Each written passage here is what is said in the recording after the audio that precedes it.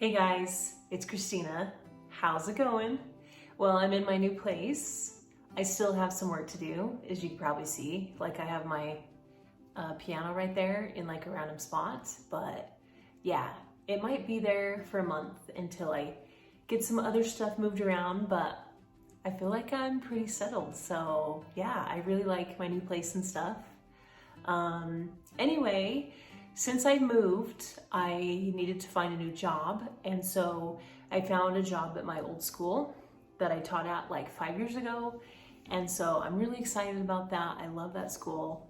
Of course, I love my other one too, but I definitely have like a lot of friends and stuff, so I'm really excited about it.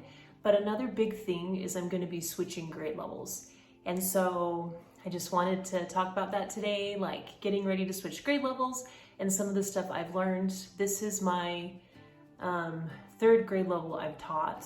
I've taught kindergarten, I've taught third, and I've taught fifth. And so you can say I've definitely like done a huge range of different grade levels in elementary. So yeah, I've definitely learned quite a bit, and I just want to tell you some stuff I'm doing to help out with that, and then some things I've learned too.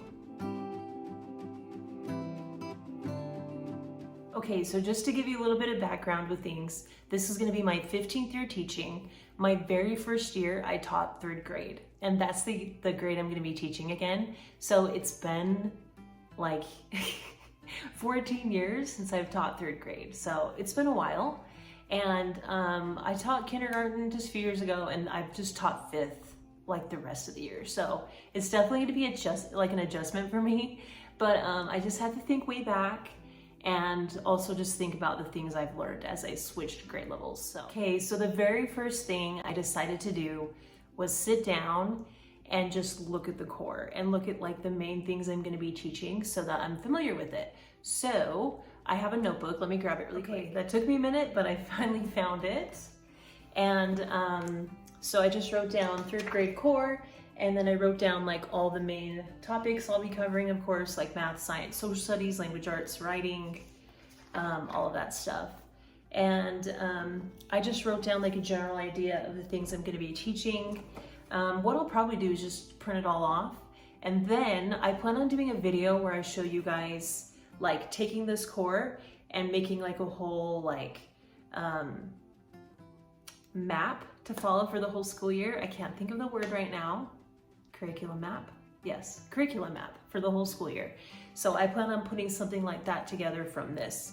So you have to stay tuned for that. But now that I have this and I know what I'm teaching, I can know what kinds of materials I need to buy. This is gonna this will help me know like where I'm headed with stuff. So I think that's really helpful as you want to go into the core and you want to figure out everything you're going to be teaching that year or what's expected for you to teach. Another thing I really, really wish I would have had in like years before when I was teaching is Teachers Pay Teachers. It's so great. I mean, I'm sure a lot of us use it, but if you haven't used it, I would highly recommend going onto it. But basically there's like all this great material there that's already like made for you, of course, that you can go and find and print out. So for example, last year we had this whole science curriculum that this teacher made in our district, and it was so awesome. It had every single like core thing we needed to cover for science, and then it had like all these lessons for us to do and lesson reviews at the very end, or like the unit reviews. So I plan on finding stuff like that. I feel like it'll make my life easier so I don't have to go and find things like lesson by lesson. I'm hoping to just find really good like units that I can just print off and use to make life easier for me, because I feel like it's a lot of work to like do everything all separate. Another thing I would highly recommend doing, and I've learned this a lot in the past, is just really getting like listening to what your team is doing and really like absorbing things and trying to learn from them, because they've been in the grade level, usually they've been in the grade level for a while and they have a lot of really great stuff to share. So I know for me, that's been a huge thing. And I know this year I have a really great team, so I'm sure that they'll just give me some tips on some stuff they've been teaching. So I would suggest talk to teachers that have taught that grade level and see if they have stuff they've done before in the past that they've really liked.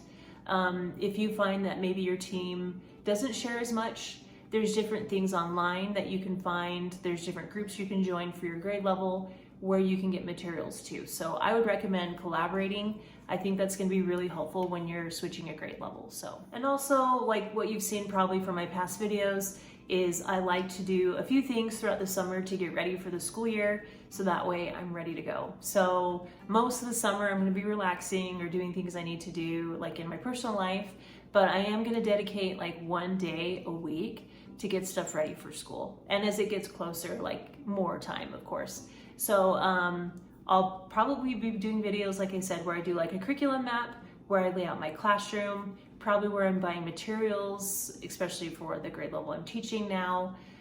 So just doing little things like that to get ready for the school year. Because I feel like if I don't do that at all, and then it's just like August and like we're just starting up and then all of a sudden I have nothing prepared, I feel like I'm getting thrown into it. So for me, I like to do a little bit here and there just to get ready for the school year. On the topic of time management, I feel like whenever I do a new grade level, I'm usually at school a little bit longer.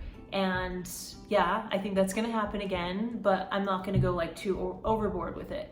So I'm gonna plan, okay, every week I'm gonna spend a little bit more time at school, but I'm gonna try not to like go too much with that. So maybe it'll be an extra half an hour, maybe an extra hour every week just to get a few extra things ready. But I am gonna sit down and try to decide like what I'm gonna do for that. So I'm setting a boundary.